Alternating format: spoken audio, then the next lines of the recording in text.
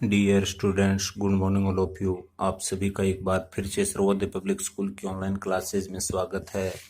प्यारे बच्चों, अपन पढ़ रहे थे फोर्थ यूनिट में क्षेत्रीय संगठन में सार्क व आसियान के संबंध में, जिसमें अपन ने पिछली 2 कक्षाओं के अंदर आसियान के संबंध में पढ़ा था। आज की कक्षा में अपन पढ़ेंगे सार्क के बारे में।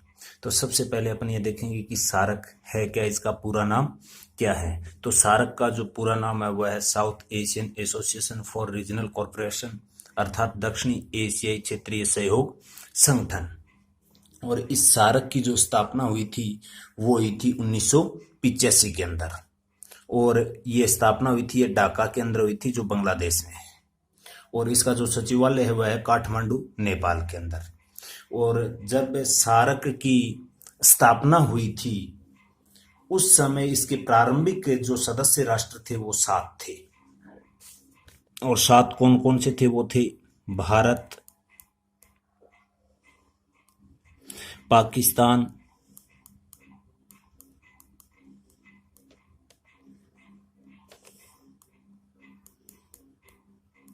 बांग्लादेश,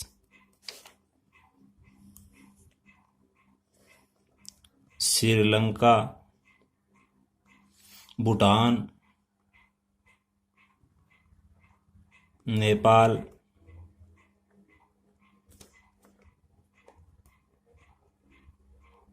मालदीव।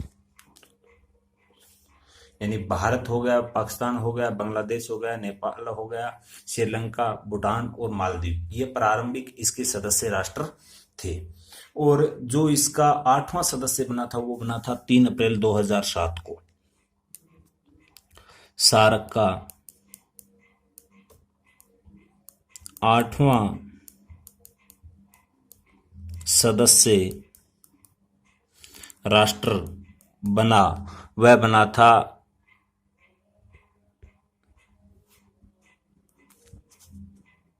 3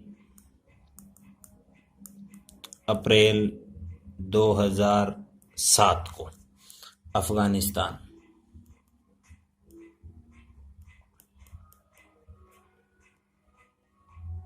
यह अपन को ध्यान में रखना है। और अफगानिस्तान इस सार्क का 8वां सदस्य बना था। तो वर्तमान में अगर इसकी सदस्य संख्या पूछे सार्क की, या इसको सार्क का दूसरा नाम दक्षेस भी है, सार्क या दक्षेस, इसके वर्तमान सदस्य राष्ट्र हैं वह हैं 8।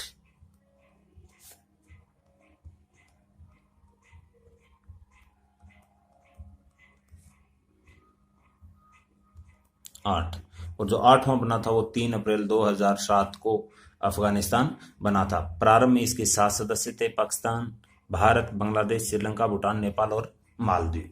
ये अपन को ध्यान में रखना है।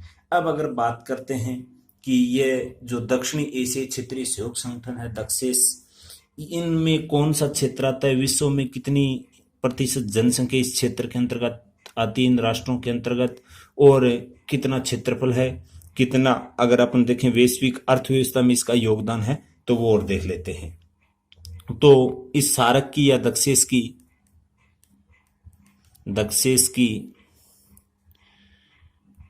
वैश्विक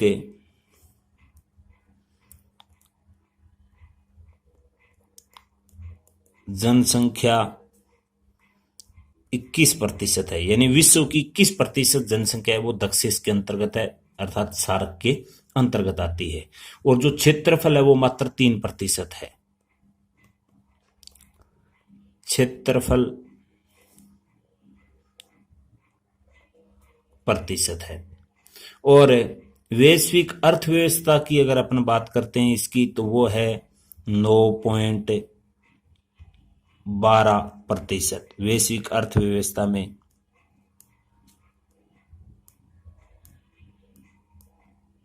इससे आता है। यह अपन को ध्यान में रखना है। यानी कि इसकी क्षेत्रफल की बात करें तो बिल्कुल कम है, लेकिन जनसंख्या ज्यादा है, और वैश्विक अर्थव्यवस्था भी इसकी कमी है वैश्विक दृष्टि से अगर देखा जाए तो इन राष्ट्रों की। ये तो हो गई इसकी कुछ प्रारंभिक बातें। सार्क का पूरा नाम दक्षिणी एशियाई क्षेत्रीय सहयोग संगठन, स्थापना 1985 में, और हुई कहाँ थी? ढाका बांग्लादेश में। और इसका सचिवालय रखा गया वो काठमांडू जो नेपाल के अंदर है। और इसके प्रारंभ में स्थापना के समय 7 सदस्य थे, जिसमें भारत, पाकिस्तान, बांग्लादेश, श्रीलंका, भूटान, नेपाल, मालदीव, और जो सार्क अर्थात जो ये दक्षेस है उसका 8वां सदस्य राष्ट्र बना था वो बना था अफगानिस्तान। तो वर्तमान में अगर इसके बारे में पूछे तो इसके सदस्य राष्ट्रों की संख्या है वो है 8, क्योंकि 3 अप्रैल 2007 को अफगानिस्तान भी इसका हिस्सा बन गया था। अब देखते हैं कि सार्क की स्थापना किस प्रकार से हुई थी। तो सार्क की जो स्थापना हुई थी वो एक प्रकार से इस क्षेत्र को मजबूत बनाने के लिए इसका जो प्रयास है वो शुरुआत के अंदर ही जब अपना देश आजाद हुआ था 1947 में, तब से स्टार्ट हो गई थी। और उस समय जो नई दिल्ली में एशियाई संबंध सम्मेलन प्रारंभ हुए थे तो उसमें काफी चर्चा हुई थी इसके संबंध में, लेकिन वहां अपने को सफलता इस क्षेत्र में नहीं मिली। उसके पश्चात फिलीपींस के बागुई सम्मेलन में 1950 और 1954 के अंदर जो कोलंबो है श्रीलंका में, उस सम्मेलन के अंदर भी इस पे दोबारा से विचार विमर्श किया गया था, लेकिन फिर भी इस पर कोई सहमति नहीं बन पाई थी। अंत में 1977 के अंदर बांग्लादेश के तात्कालिक प्रधानमंत्री थे जियाउर रहमान अंसारी। उसके बाद 1981 में कोलंबो में 7 देशों के विदेश मंत्रियों की बांग्लादेश के प्रस्ताव पर गहन विचार किया था, जो जियाउर रहमान अंसारी ने 1977 के अंदर रखा था। और उसके बाद उस पे चर्चा के बाद एक क्षेत्रीय सहयोग के 5 प्रमुख विषय निश्चित किए, जो मैं आपको अभी आगे बताऊंगा। और उसके बाद 1983 में नई दिल्ली में 7 देशों के विदेश मंत्रियों की फिर से एक सम्मेलन होता है। और उन 5 विषयों में जो 5 विषय थे वो थे, एक तो कृषि, इस क्षेत्र में कृषि को उन्नत किस प्रकार से बनाया जाए। साथ में ग्रामीण विकास की बात थी, क्योंकि इस क्षेत्र की जनसंख्या वो ज्यादा गांवों में निवास करती है। ग्रामीण विकास, दूर संचार,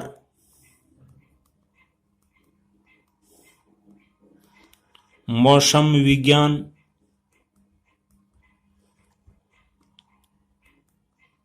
स्वास्थ्य एवं जनसंचार,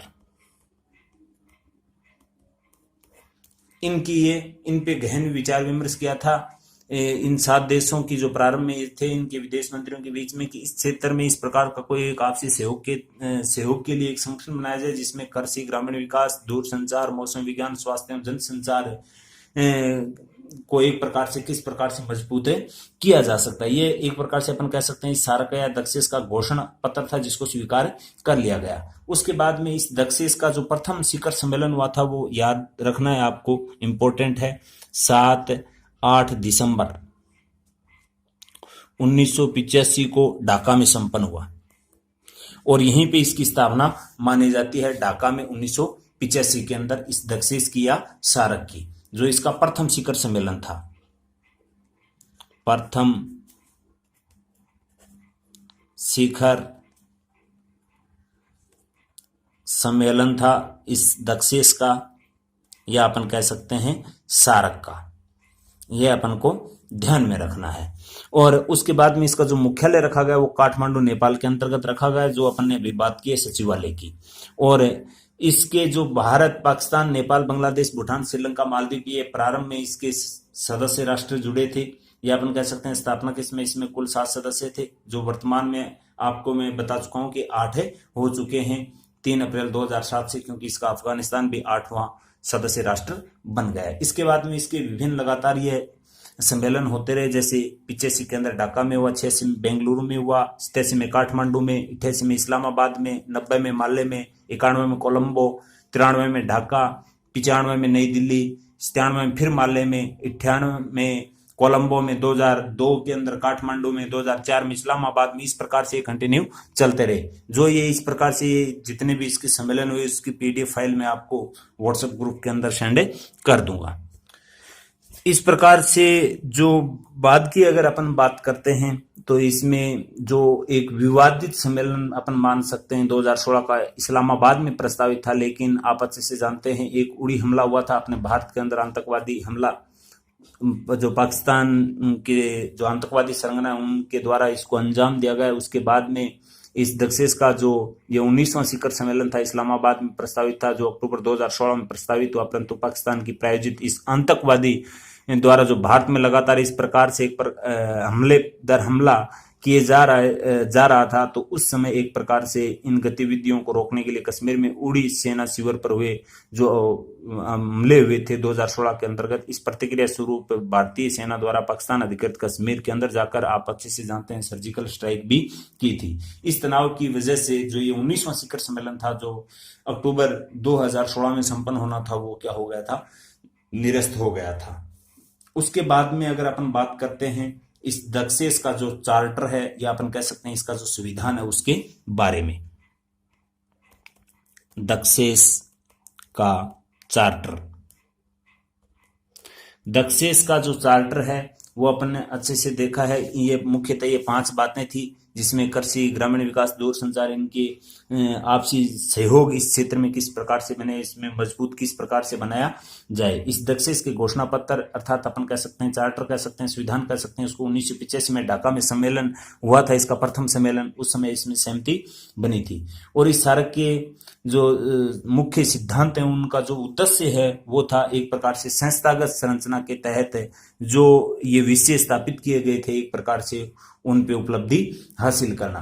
अर्थात अपन देखते हैं इस स्मारक के दक्षेस के चार्टर में किस प्रकार के उद्देश्यों को निर्धारित किया गया। वो किया गया था कि जो दक्षिणी एशिया है उसमें परस्पर सहयोग से आम जनता के कल्याण एवं जीवन स्तर में सुधार किया जाए।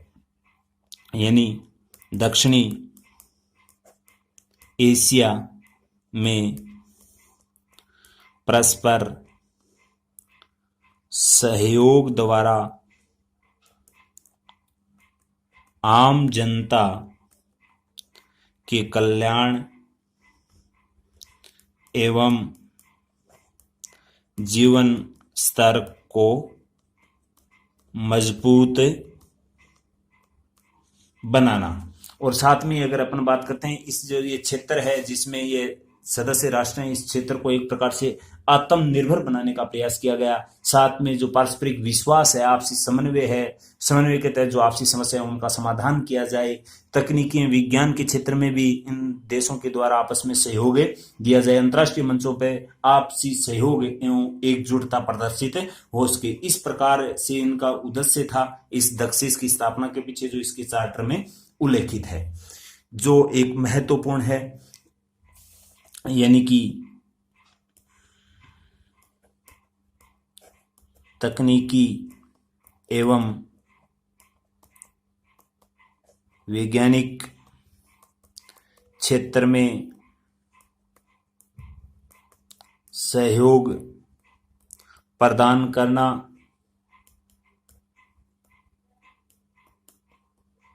अंतर्राष्ट्रीय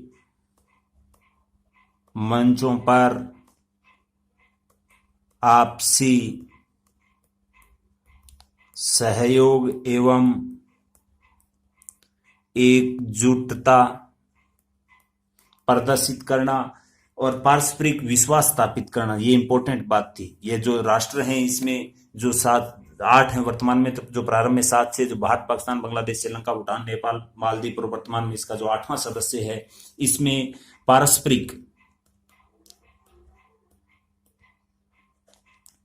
विश्वास एवं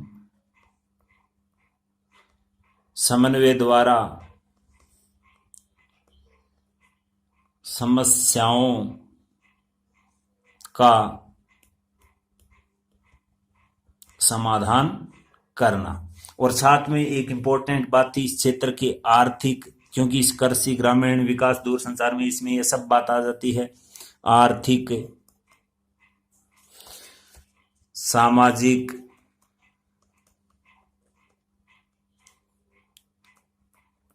सांस्कृतिक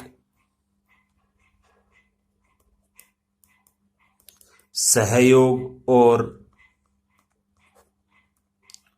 विकास की बात की गई थी इस दक्षेस के चार्टर के अंतर्गत।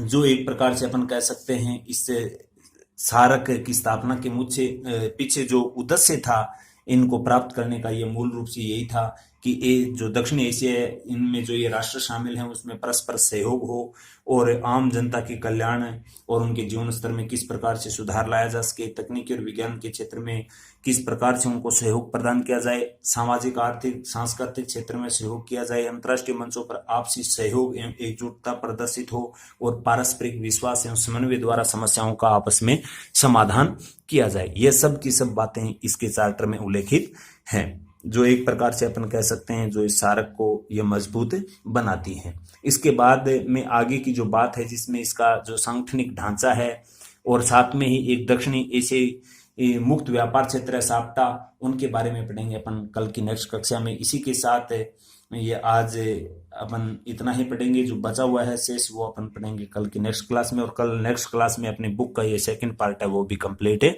हो जाएगा। धन्यवाद।